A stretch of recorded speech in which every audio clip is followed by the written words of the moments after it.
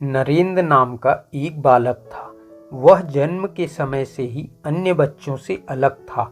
उसका गोरा रंग, चौड़ा माथा, पतली पतली लंबी उंगली, गोल गोल सुंदर आंखें सबके मन को मोहने वाली थीं। जैसे जैसे नरेंद्र बड़ा होता गया, उसके गुण प्रकट होते गए। उसके माँ बाप की 4 बेटियों में से 2 के देहांत हो जाने के बाद नरेंद्र का जन्म हुआ था। वह होनहार बालक था, इसके कारण वह सबका प्रिय था। नरेंद्र पढ़ने पाठशाला जाया करता था। एक बार उसके गुरुजी इतिहास विषय पढ़ा रहे थे। वे इतनी अच्छी तरह पढ़ा रहे थे कि सभी छात्र ध्यान देकर सुन रहे थे। फिर गुरुजी ने देखा कि नरेंद्र का ध्यान कहीं और था।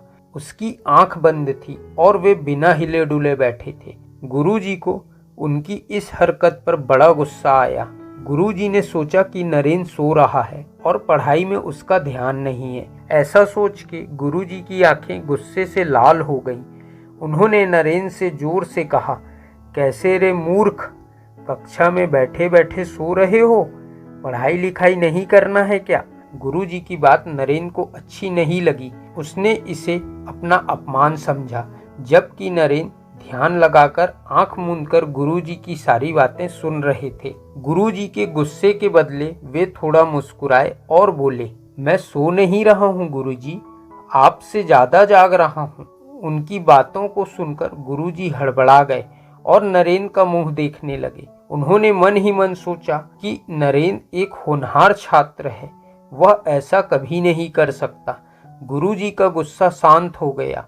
उन्होंने नरेंद्र को प्रेम से कहा, तुम ऐसे सोए जैसे क्यों बैठे थे? बेटा, देखा मैंने तुम्हें, बेकार में डांट दिया ना। बेटा, तुम तो बड़े होनहार बालक हो। सरस्वती माता सदा तुम्हारी सहायता करे। तो दोस्तों, आप जानते हो यह लड़का नरेंद्र कौन था?